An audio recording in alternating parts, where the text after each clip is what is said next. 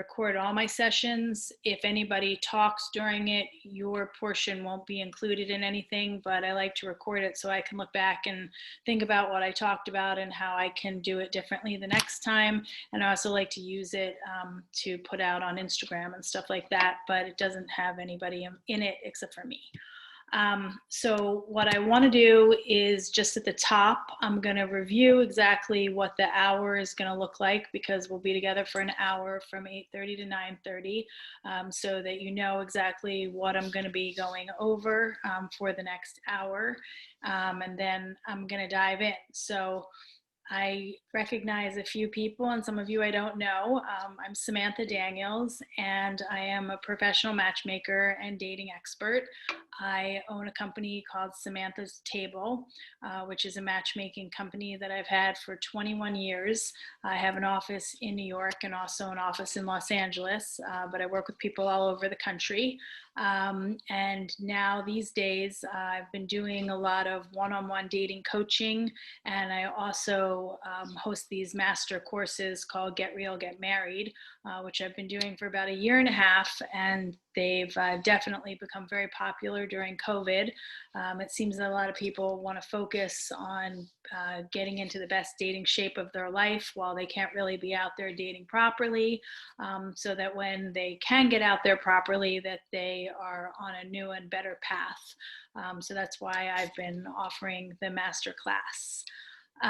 What I'm going to do, just to quickly talk about the overview of the night, is first I'm going to talk to you a little bit about my masterclass, because I know that some of you are here to take it as an intro so that you can get a sense of who I am and the kind of advice that I give, so you can determine whether or not you want to join my masterclass. So I'm going to speak a little bit about the masterclass and the format of it and what you'll get out of it and that sort of thing. And then this evening, the points that I'm going to cover just basically is I'm going to talk about ways that you can determine if you're really ready to meet the one, the person, your intended person. Then we're going to go over how you can start to get real, so that you can start on your journey to getting married. Then we're going to talk about how men actually determine whether or not they want to date you and or get into a relationship with you. Then we're going to talk about why men choose other women and they might not choose you. Then we're going to talk about how you can be more strategic with the men that you're choosing. And then we're going to wrap up with 3 red flags that you should look for while you're dating during COVID. So that's my agenda for the evening. So I'm going to start out by talking about my masterclass. My masterclass is called Get Real, Get Married. And basically, my mantra for the past couple of years has been that people, single people in general, but more specifically women, are not very good at holding themselves accountable for what they're doing right and what they're doing wrong when it comes to dating. And I myself was very guilty of that when I was single. So I understand exactly why it's very easy to say that it's not your fault, that men are commitment phobic, that you didn't do anything wrong, that he's a jerk, and come up with a million different excuses about why it didn't work out. But the truth is that when you're dating, you're 50% responsible, if not more, for what's going on between you and the guy. And if you don't get real about what you're doing right and what you're doing wrong, then it's very difficult to make sure that you can go on the right path to get married. I was like that also. I surrounded myself with a lot of friends who would basically kiss my ass and tell me how great I was, and that anytime it didn't work out with a guy, that it wasn't my fault and that it was something about him and that I shouldn't worry about it. And I didn't have, at that time, really anybody in my life who was saying it to me straight, who was basically saying to me, this is what you did, this is what you could have done differently, this is your repeat pattern again and again and again of what you're doing wrong in your dating, and this is why you're not getting married. And what I classify that person as is your bitchy best friend. I didn't have a bitchy best friend back when I was single, unfortunately. I had a lot of quote unquote best friends, but they thought that they were doing me a service by telling me how great I was. But in actuality, they were doing me a disservice because, yes, I was great, and so are all of you. You know, I was attractive, I was successful, I was smart, I was interesting, I was all those things. And I already knew that. But what I didn't know was what the mistakes that I was really making and how I was turning off men, or how I was coming across, or how I wasn't using some things about myself that I kind of thought were negatives as positives to actually get to the next step of getting married. So for me, what happened was that I was out there dating the wrong guys, not having anybody point me in the right direction. And I wound up dating this one guy in particular. This was right before I met my husband, which was 11 years ago. And I was crazy about him. We got hot and heavy very quickly. We started getting very serious. He was saying a lot of things to me about how into me he was, and he was really leading me to believe that we were on the right track. About 2 months into when we were dating, I noticed on Facebook that he had friended this woman who I knew who was a Ford model.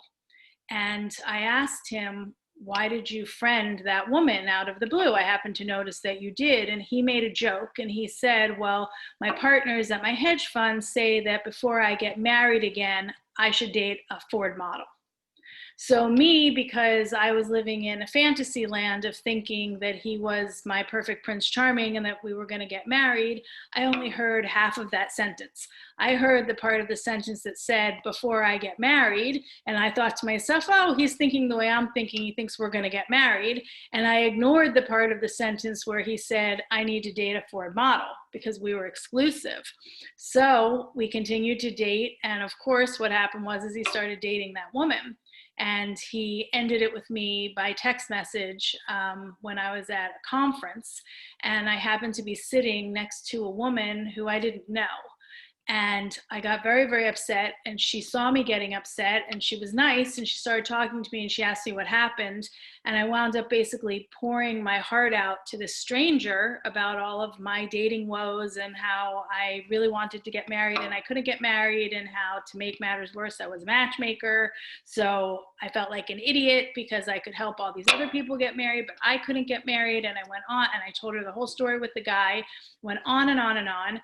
And she didn't know me from a hole in the wall. And she read me the riot act. She was really tough on me. She was bitchy to me.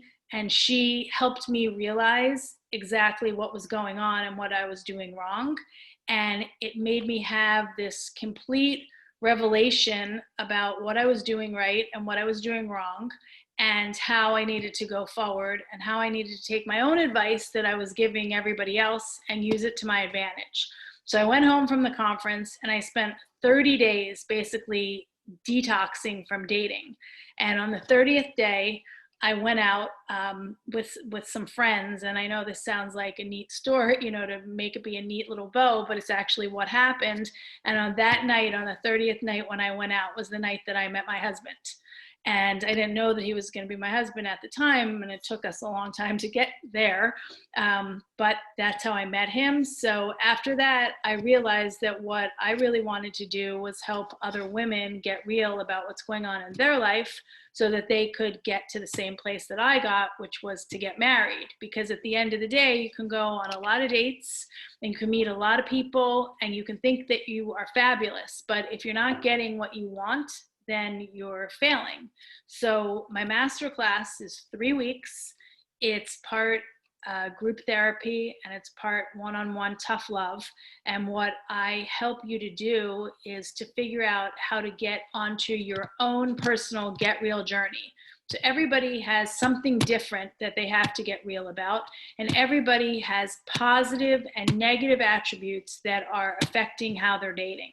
And sometimes the attributes that you think are positive are actually negative when it comes to dating, and vice versa.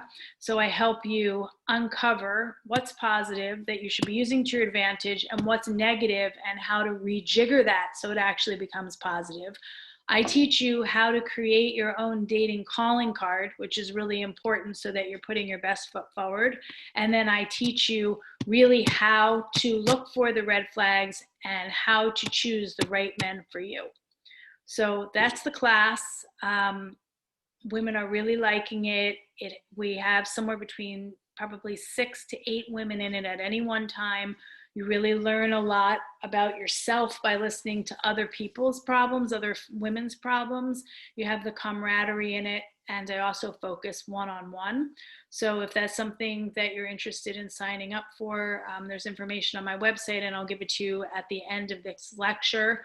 I'm also offering one-on-one dating coaching where we can go over all of these same strategies and tactics, but just more one-on-one if you're not really a group person. But I will say that the group sessions are really, really helpful because they're transformational, because you tend to learn a lot about yourself when you're hearing about other people's issues and dating circumstances. So that's the master class. All right, so now we're going to delve into some of the advice that I'm going to give you for tonight. And at the end, I hope that we'll have time for some questions if anybody has some questions about anything in particular.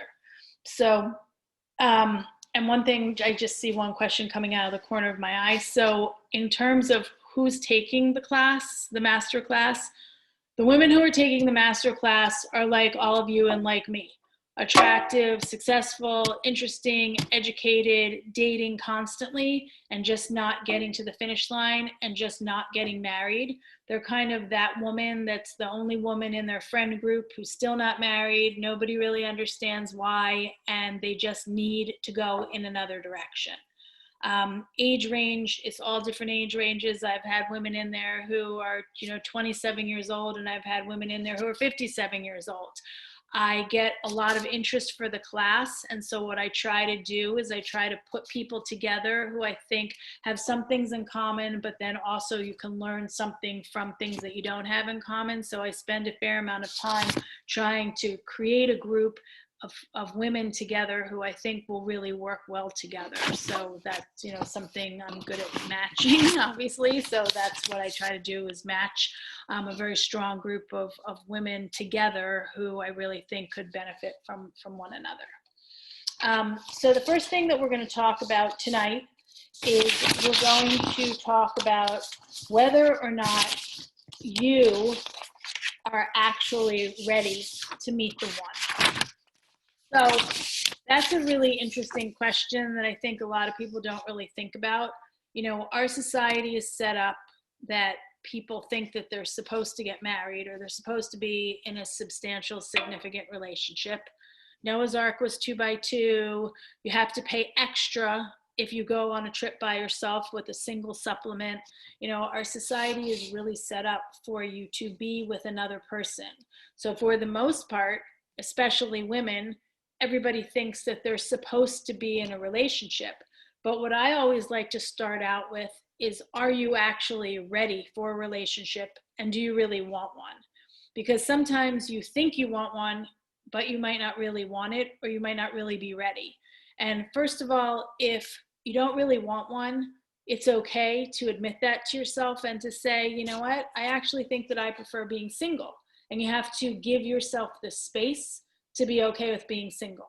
But number two, if you want to be in a relationship, but you're not ready yet because you actually think about it and you think to yourself, wow, I really want this, but I don't actually know if I'm ready right now, then we need to give you some tools about how to get ready.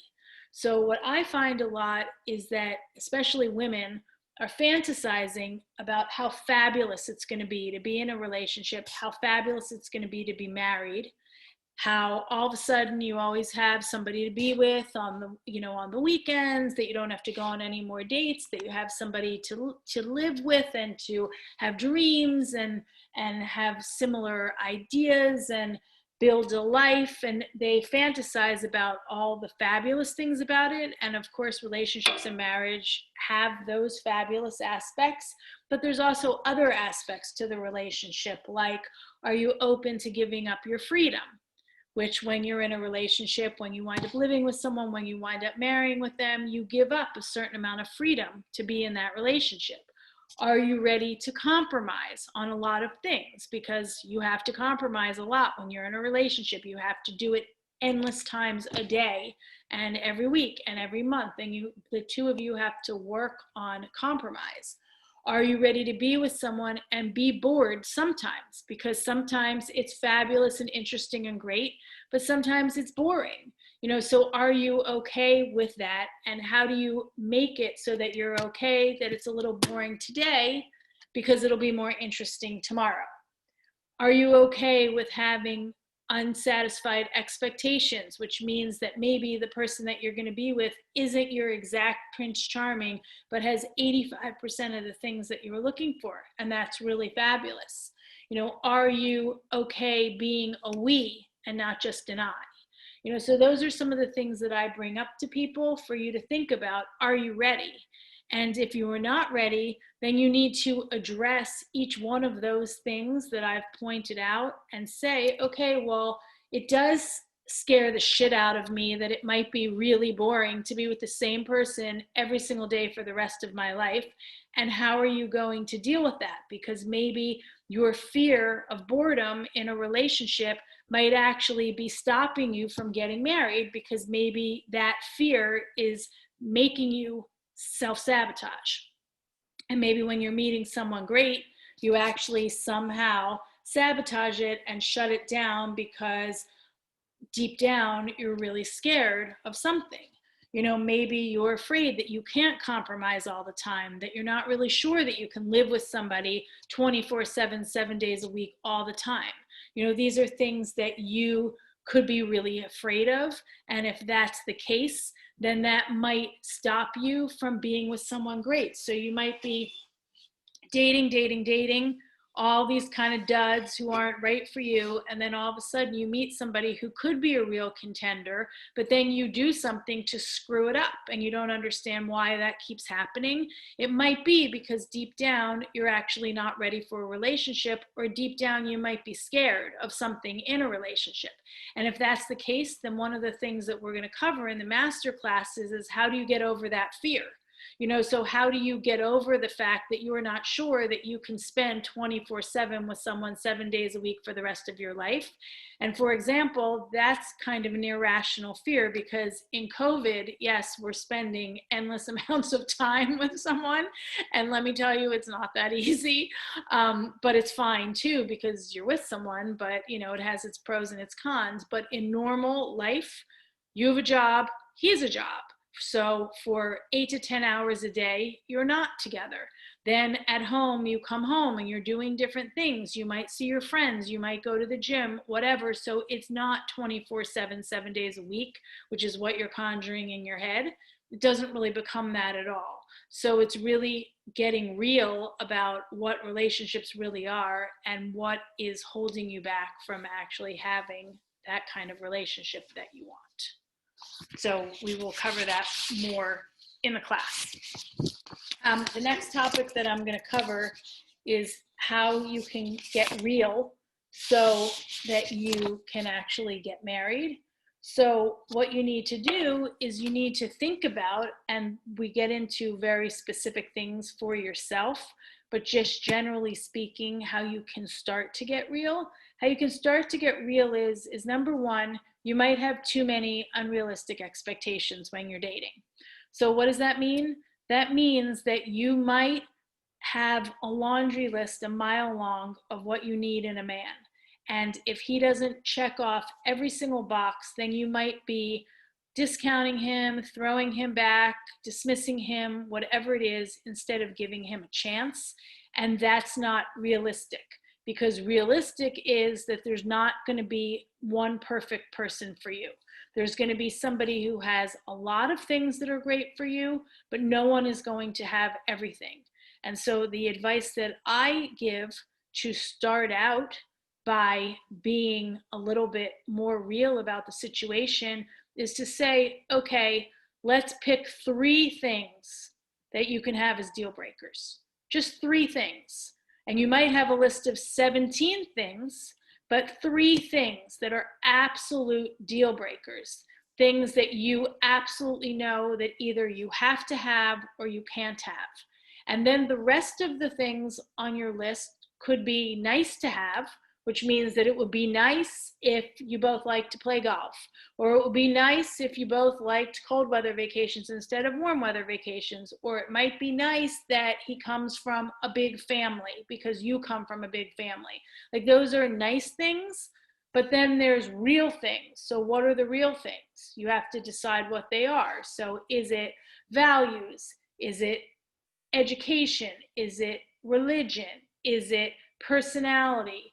Is it money? You know, there are different things that you have to be real about yourself. And so some people would say, well, if money is on your list as one of your deal breakers, then you're a gold digger. That may be true, but are you a gold digger? Like, let's get real about it. If you are, then you have to put that at the top of your list, because for you just to defend yourself and say, I'm not a gold digger and I don't care how much money he has, but you really care how much money he has, then you're just wasting your time dating people who don't have the kind of money that you want. Or if it's really important to you that he works at a certain kind of company, and even though that might seem shallow, if that's really important to you, then you need to get real about who you are, and you need to say, okay, well, maybe I shouldn't be this way, but this is the way I am. Or if you really want to have children and you're dating men who already have children, and you put it out there, well, I'd be okay dating a man who has children as long as they're young and I could be involved in their life and blah, blah, blah, and I might be willing not to have children. It's fine to say that if that's true, but if that's not true and that's just the party line that you're saying so that more guys will go out with you, that's just wasting your time. And you have to get real about the fact that you absolutely want to have children. So that means that when you meet someone upfront, you need to get into a conversation with him. That doesn't mean in the first 15 minutes, but somewhere in the first couple of dates, you need to understand, is this guy willing to have another child or children at all, or not?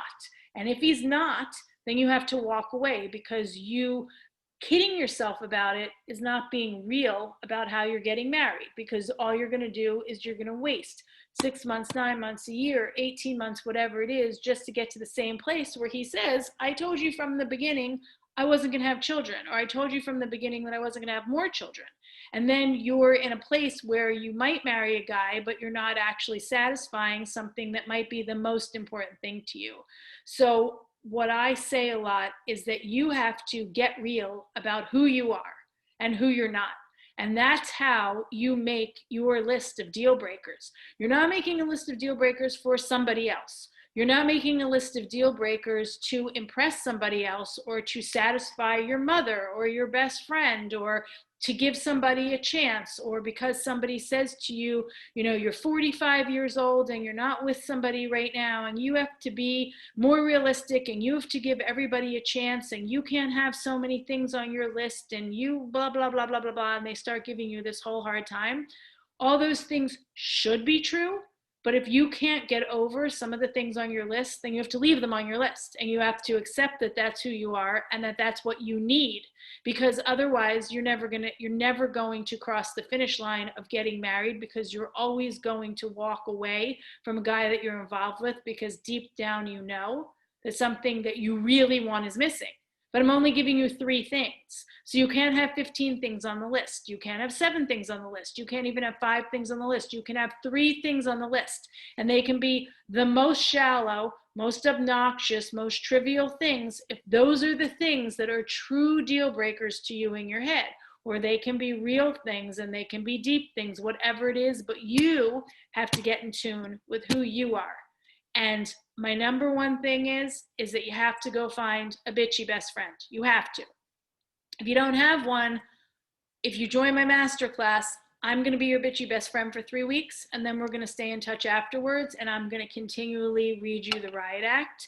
But maybe you have somebody in your life who can be bitchy, and you need to say to them, I need you to be bitchy. I don't care if you make me cry. You have to be real with me. You have to tell me what it is that I'm doing right and what it is that I'm doing wrong. And you have to read me the riot act if I'm going down the wrong path, because the most important thing to me right now is to get married, and I'm not getting married. And that's the most important thing to me. That's the most important thing that I want in my whole life. And I need you to be really tough with me so that I can get that most important thing. So that's my initial advice of how you can start to get real prior to taking my course, or if you don't take my course, just to think about it generally. Okay, so now I want to talk about how men are actually determining whether or not they want to get into a relationship with you. So I've been working with men for 21 years. Most of my clients are men. They spend each and every day going on and on to me about what they like and what they don't like when it comes to women, and why they wind up liking a woman and why they wind up not liking her. So I think that I have a pretty good handle on this. And the number one thing is that when a guy sits down across the table from you, within 30 to 45 seconds, he's looking at you and he's determining whether or not he can have sex with you. And if he determines that he thinks that he can have sex with you, he doesn't have to be crazy, crazy, crazy about you, but he could have sex with you, then he's going to give you a chance. And if he looks across the table and in his just wildest of dreams, he just doesn't feel it, then he doesn't give you a chance. And that's just point blank the way men are. That's the way that they're wired. Sometimes they're sitting across a table from a woman and they think that she is fucking unbelievable, gorgeous, and he can't wait to get naked with her and have sex with her, and he's crazy for her, crazy chemistry. And sometimes it's just baseline chemistry. But what men tell me is that it has to be baseline chemistry for them to give you a chance. That's the first thing. The second thing is that you need to be putting your best foot forward when you're meeting the men, because, and mind you, I give advice to men too. So it's not just that this class is you, and men don't have to do anything, and that we have to like give in to men or let them do whatever they want and not hold them accountable, and we're just the ones who have to do it. That's not what this is about. What this is about is you being the best you that you can be, so that when you go to the table and you meet somebody, that you know you're doing the best for you. What he's doing is his thing. This is about what you can do. It's important for you to figure out who you can be and how you can be the best you, so that then you're not sitting there and saying, if only I had done this, I should have done that, I wish I had done that, I messed up this, blah, blah, blah, so that you're not doing that to yourself, so that you're bringing your best foot forward and you're making your best first impression. So for example, another thing that I hear is that they don't like it when a woman comes and she's in a bad mood, or she looks disheveled, or she's being rude to someone, or she's talking about herself all the time, or she's not putting her best foot forward, she's not being interesting. She's being negative, she's being critical, she's just not enticing him in a positive way. He's not interested. People date a lot right now, men and women both. With all these dating apps, people have the opportunity to go out with somebody every night of the week. A guy might be going out with 5, 6, 7 women on any given week. You have to make sure that the person that you're putting across the table from him is interesting and attractive and positive and putting their best foot forward and making a good first impression and talking about interesting things and not being too critical or negative and all of those things, so that when he's reviewing at the end of the week, who did I go out with? He's remembering you and thinking positive things. Because at this point, men don't need the aggravation. Like back when our parents and grandparents were dating, yes, it was good to play hard to get and to call men on their crap and to make them call you a week in advance and to judge them on where they were taking you and all of those things. And all of those things are still okay to think about and to take under advisement. But at this point, there's too many choices out there, and people are working really hard. They're going through a lot of stuff, and they just want it to be easy. They want it to be easy. They want it to be fun. They want to understand what it's going to be like to be in a relationship with you.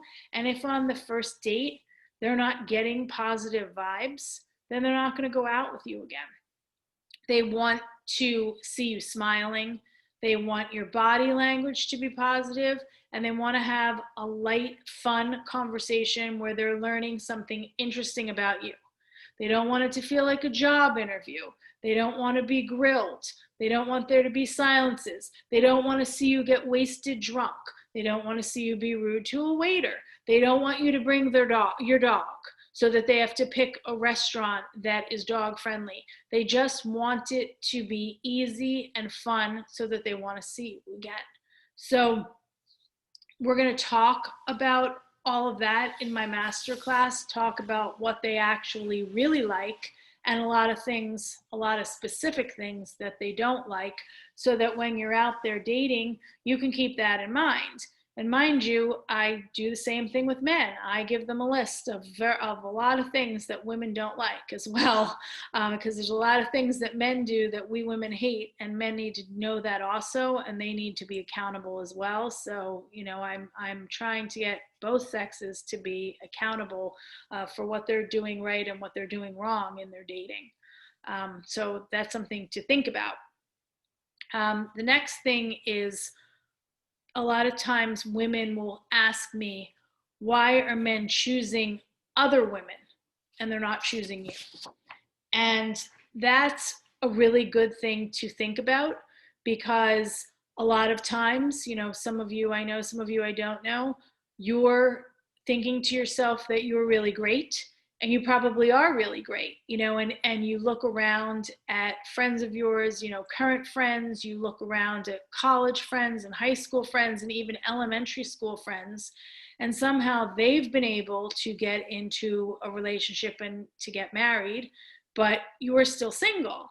And you think to yourself, well, I don't understand how that's possible. That woman, I knew her since kindergarten, and I have to tell you, I am so much more interesting, so much more attractive, so much funnier, so much more successful, so much smarter, so much more than she is. How is it possible that she's married and I'm not? And sometimes you're looking at the men that these women are with and you think to yourself, I would not touch that man with a 10-foot pole. But it still feels crappy that even though they chose a guy that you would never choose, that they've still crossed the marriage finish line and you haven't. Other times you see women who are actually married to men who you think look pretty good and who you think to yourselves, gosh, I could have been with that kind of guy. And then you're looking at the other women and you're thinking to yourself, my God, I think that I'm just so much better than she is. Not in a snobby way, but just you're thinking to yourself, how did she get married and I still haven't? So it's important to think about, why are men choosing these other women and they're not choosing you? What are you doing wrong, or what are they doing right is a better way to look at it, that makes it so that they can cross the finish line, but you're not. And the one thing that I start with and spend a lot of time on is, what is your dating calling card? That means, what are you bringing to the table and how are you acting on the dates and in the relationship that's making the man interested in getting to know you better, fostering a relationship with you, and thinking about the fact that they might want to spend the rest of their life with you? And what are they bringing to the table that might be different from what you're bringing to the table, that makes their men stick around and make your men leave, or make you only connect with the wrong men?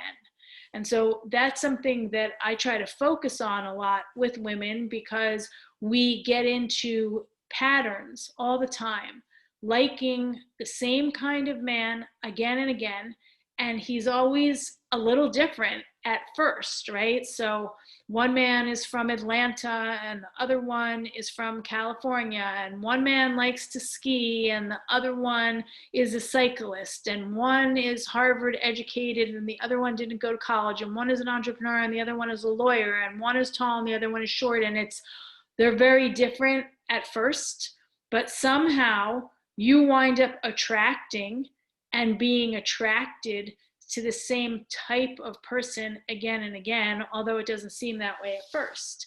And so what I try to do with women is to try to break the pattern, to figure out what's the pattern, try to figure out why is the pattern happening again and again, and then figure out how to break the pattern so that you can be choosing other kind of men, so that you can be attracting other kind of men, and so you can be convincing the right kind of men to stick around.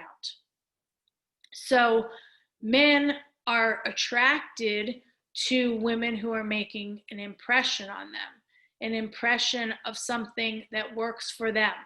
So just like when you're going to a meeting at work, you're preparing for the meeting and you're thinking about how you're going to close the deal, you're doing the same thing in your dating.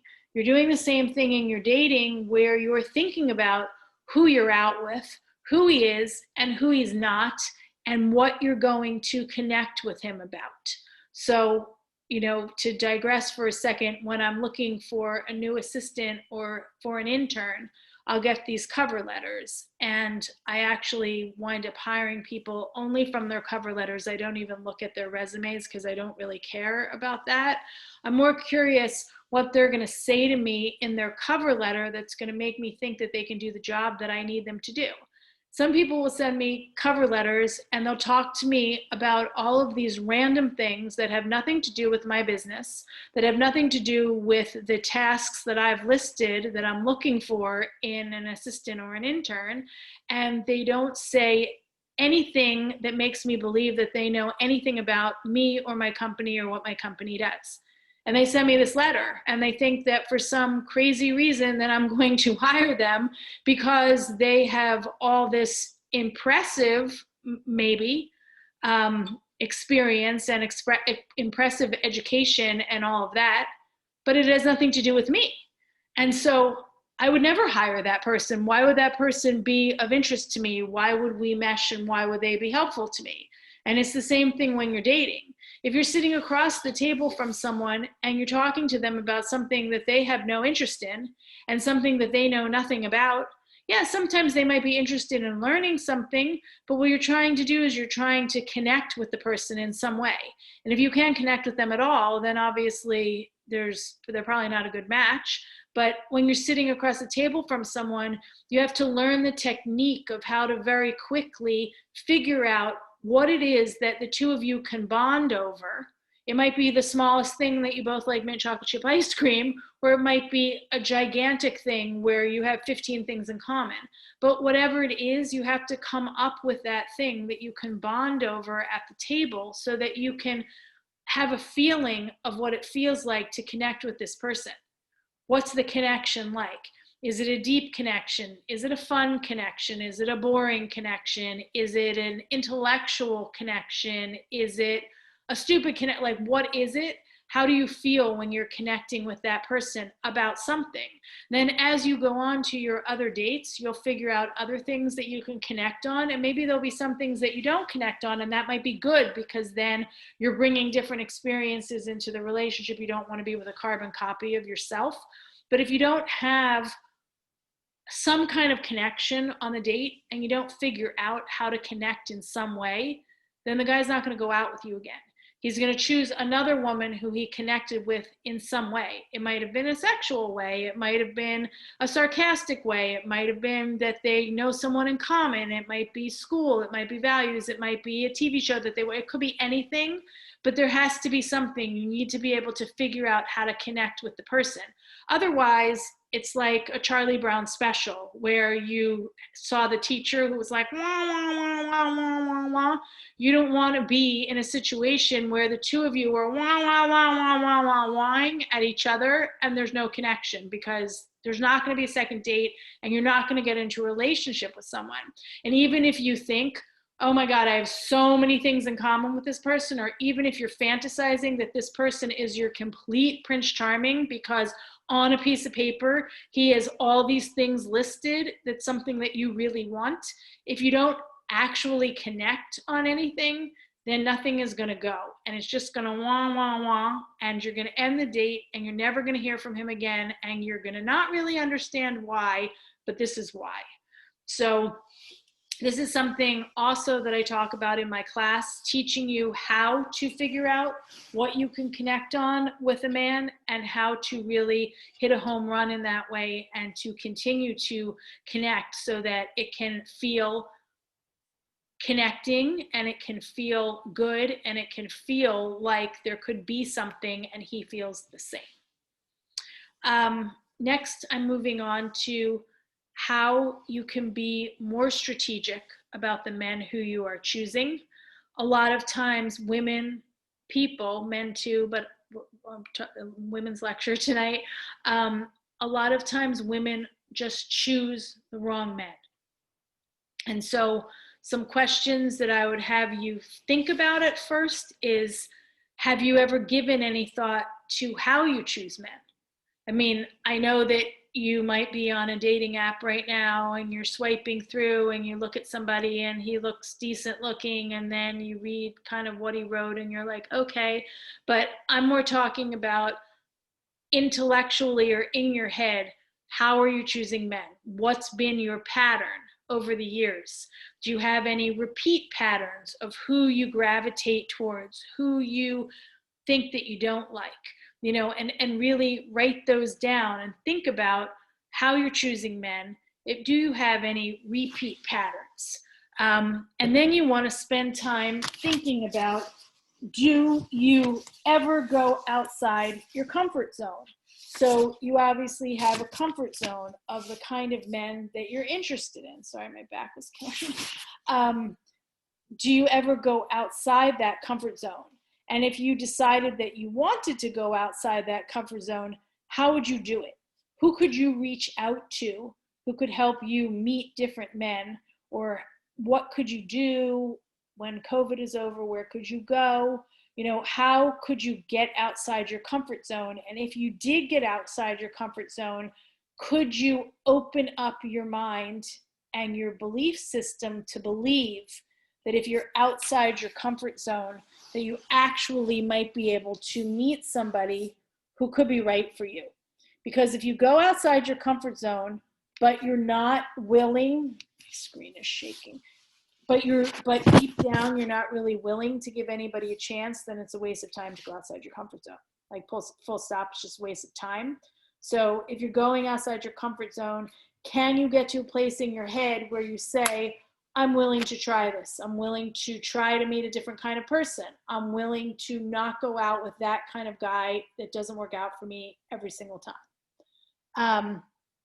Have you ever asked a friend what kind of men they think you like and what your patterns are when you're dating? Because sometimes it's very difficult for you to really analyze yourself and understand what you're doing right and what you're doing wrong. So I would ask a few friends, and we go over this in the master class also. I give you homework. Every single week I give you homework. And I would say to you, go ask your friends. Ask your bitchy best friend, because she's going to be the most honest. Ask a guy friend. What kind of guys do you think I go out with? What kind of guys do you think I gravitate towards? What kind of guys do you think I blow off? Have you seen any patterns? If you're still friends with an ex, ask the ex. And ask the friend who kisses your ass. Let her be nice about it and see what she says. But get a variety of opinions so that you can start understanding what you are really doing, because maybe you don't know. And maybe you're picking the wrong people again and again, or you have a pattern and you're not even aware of it. So you want to ask people for help in that regard. And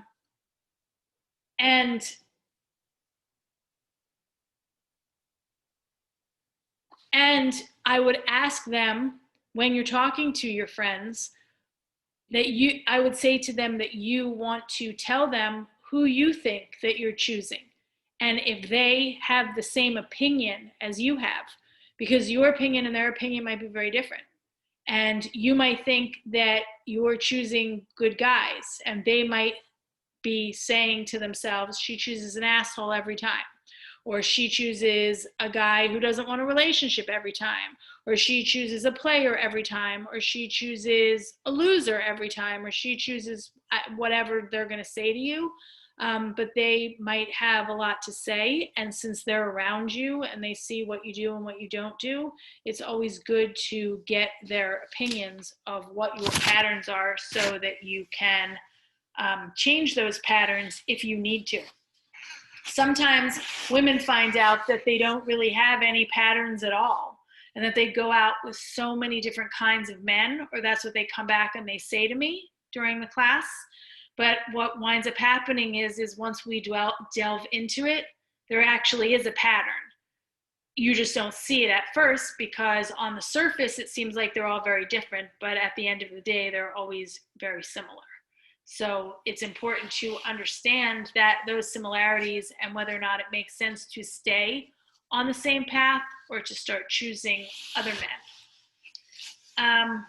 And lastly, I'm just going to give you a few red flags to be looking out for while people are dating during COVID. So, I'm curious to hear from all of you if you're dating or if you're not dating right now, if you're meeting people in person or if you're having Zoom dates or whatever the case is, because it's a really tough time, obviously, and who knows when it's going to get better. But a few things to think about or red flags to watch out for. First of all, social distancing and a guy's value system on that, or how he looks at it, can definitely be an indicator as to whether or not you're going to be on the same page with a lot of other things going forward. Now, you don't have to meet a carbon copy of yourself, but if you are a woman who is scared shitless of COVID and really wants somebody to wear a mask and really wants someone to be tested and all of the things, and I'm that woman actually, so there's no judgment there at all. You have to understand who you're going out with. And if you have great chemistry with a guy over Zoom and you really like him and you're talking and you're flirting and whatever, and then you finally get to the conversation of how you're going to meet in person, and he mocks how nervous you are, or he's not willing to respect how you feel, or his opinions on COVID are so diametrically opposed to yours, that's something to think about.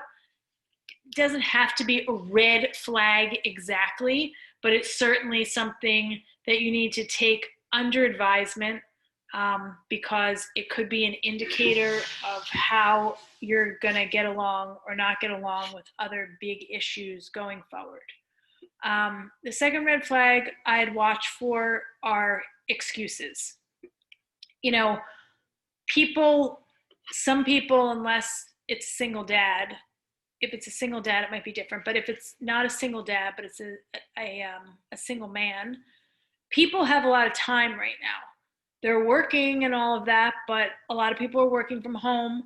A lot of people aren't going out most nights. A lot of people aren't going to the gym right now, although some are, but a lot of people aren't. And right now, just right this minute, most of the country is kind of on lockdown. So what does that mean? There's a lot of time. And so if you're interacting with a guy and he's giving you excuses that he doesn't have time to do a Zoom with you, or he doesn't have time to do a FaceTime with you, or he's not texting you back, or whatever the case is, then I would call bullshit on him that he's not that interested in you, because there's a lot of time right now. So it's definitely a red flag if that's happening, and you want to, again, take that under advisement and say to yourself, well, I thought that we were doing really well and I thought that he was really into me and whatever, but if he's making all these excuses, I would be a little bit cautious, because he should be able to find time right now to be interacting with you if the two of you are hitting it off, and if you're really, saying that you're into each other and you're connecting. And the third red flag I would have you watch out for is a guy who just isn't that curious about you. So that means that you're on FaceTime or you're on Zoom and he's not really asking you any questions about yourself. He's not really curious about what's going on with you. He's not asking you about your past. He doesn't want to know anything about you. If your conversations are really surfacey and just really flirty, and he's just bragging about himself all the time, or you wind up talking about only the trips that you've taken or the TV show that you're watching or the news, those things are all interesting to talk about, but that needs to happen at the same time as he's asking about you, because a guy who's interested in you and thinking that he could be with you wants to know about you, wants to ask questions about you, is curious about you, just has a desire to get to know you more and more and more, get to know you better, get to know what makes you tick, what doesn't make you tick, and wants to connect with you. And if he's not trying to do that, then he might just be bored. He might just think you're a good conversationalist.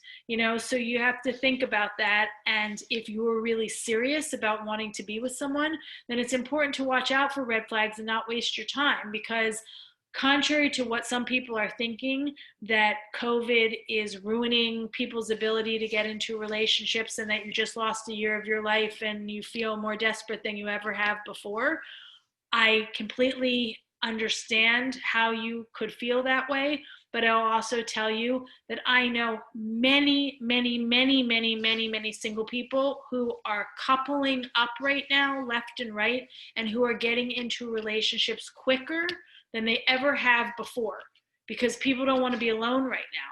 They don't want to be alone going through this pandemic. You can't really go out that much. You can't really play the field. And so I would argue that this is a really great time to meet somebody if you can. And you really should be focused on it, and you shouldn't be saying to yourself, oh, I'm just going to wait till all this nonsense is over and then I'm going to get back out there and I'm going to date, because we don't know when this nonsense is going to be over. So you need to join the party and you need to date in the new normal. And at the same time as you're doing that, you need to make yourself be the best you that you can be by taking, a course with me, or having dating coaching with me, or forget about me, taking a different course, or talking to a therapist, or losing weight, or changing your job, or writing the book that you wanted to write, or cleaning up your closets, or whatever it is. You have to use this time to make yourself feel really good about yourself at the same time as you're working on dating.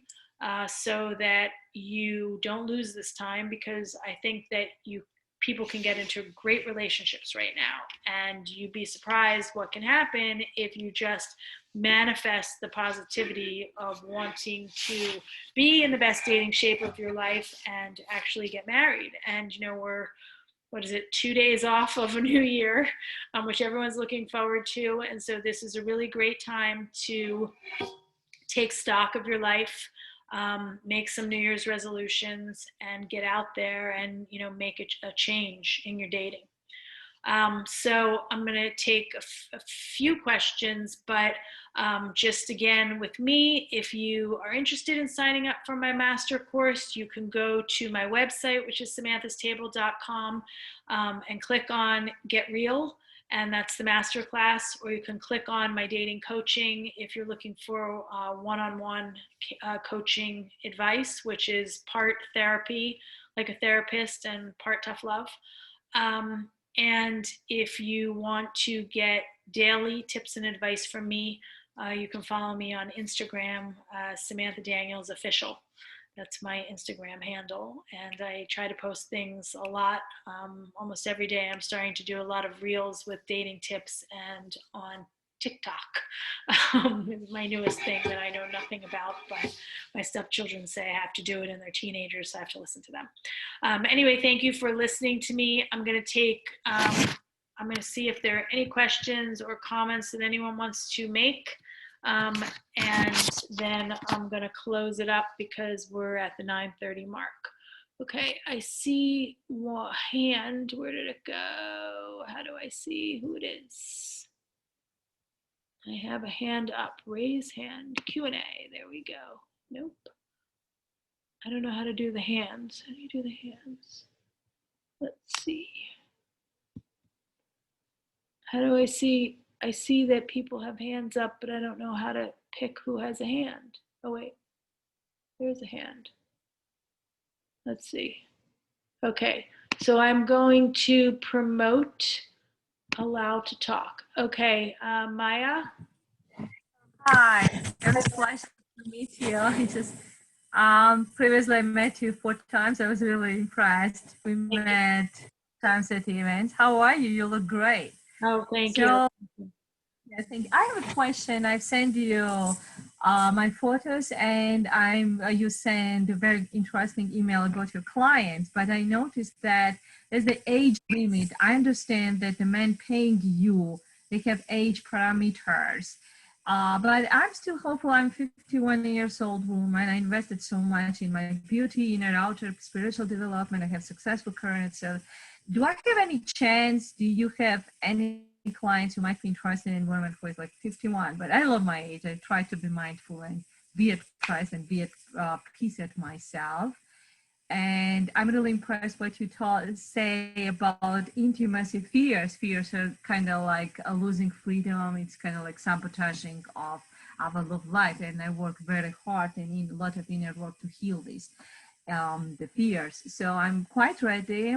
I'm on in my life, and I'm ready to find love and get married. Is my biggest desire. So, how you could help me? Yeah. Yeah, I mean, I can address that very quickly. I think the questions are more about the advice, that I'm giving this evening rather than about my service. But, I take on all different kinds of men. And so it just depends who comes to me and who hires me, what they're asking for. I certainly have men who ask for women who are in their 50s. And then I have men who are asking for women in their 20s. Wow. And I have men who are asking for all different kinds um, of women. So it just really depends on the circumstances. So when I send out matchmaking alerts, that's the type of women that I'm looking for at that moment. But that doesn't mean that tomorrow, it couldn't change. And so, I tell people to just, put their information into my database, and in the event that I think they'd be a good match for someone, I certainly reach out. Or if there's a matchmaking alert that crosses someone's desk and they think that they might be a good match for my client, then by all means reach out. I always try to put kind of a joke in my matchmaking alerts where I say, don't shoot the messenger, because the kind of women that I'm asking for have nothing to do with me or who I really think that person should be with from a general perspective. It's more what the men are asking for, and I'm just kind of following what they're saying and trying to give them the best match that I can, because they're paying me to match them. So that's kind of what happens. I will turn down a man if his criteria morally offends me. If he's 65 and he's asking for a 20-something-year-old, I tend not to agree to take on that man. Or if somebody is just vulgar or vile in their criteria, or their expectations are off the charts ridiculous. But other than that, it's more just what they're asking for, and how I will do that. So, we can definitely, stay in touch. And of course, I always try to keep everybody in mind. So I do have I have one question that somebody typed that they didn't want to ask. They were asking more about the people who are in my master class and what it feels like to be with other women, and if all of the women's issues are the same or if they're very different, and how that is helpful during the course. And what I had kind of spoken to a little bit at the top of the hour is that what I try to do is I try to put together a group of women who I think will really complement each other and really help each other along on their journeys. Sometimes women will have similar issues, but for the most part, I would say that everybody's get real journey is very specific and personal to themselves. So if there's 6 women in the class, each woman will have a different get real journey, but maybe two other women in the class might have a similar journey to yours, or maybe a journey that could be your secondary journey or your third journey, of how you're getting real and how you're crossing the finish line. And so other women who have taken the course always say to me that they always feel like it's very helpful that there's other women sitting there.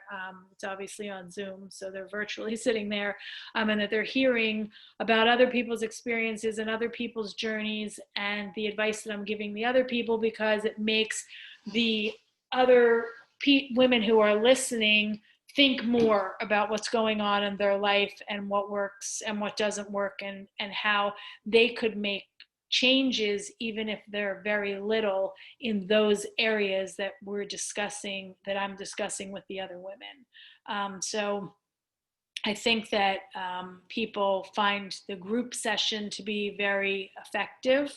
But, you know, being in group therapy is a little intimidating. I personally remember that I took a group therapy class in Los Angeles a while back, and it was in person, and it was with, there's, I think, 7 other people in the room. It was 8 of us. And I remember the first morning I got there, I literally thought that I was going to have a panic attack and that I was going to leave, because I was so petrified of opening up about myself in front of other people.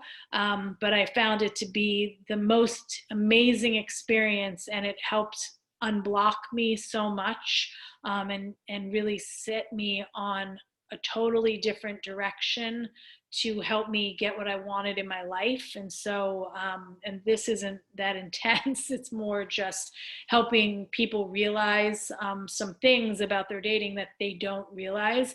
And so what I would say is that, and I say this to people all the time, sometimes you have to do different things. Sometimes you have to try different things. And so, you know, maybe you're working with a therapist right now and she listens to you or he listens to you, but maybe you need somebody else's opinion or someone else's advice, to hear from a different perspective, and to have somebody else help you move in a different direction. So, you know, that's how people feel. So I want to thank everybody for coming, and I hope to speak to you again. And if you have any questions that you want to ask, you know, feel free to email me privately. And happy holidays, happy New Year. Stay safe, wear a mask, and I'll see you in 2021. Bye.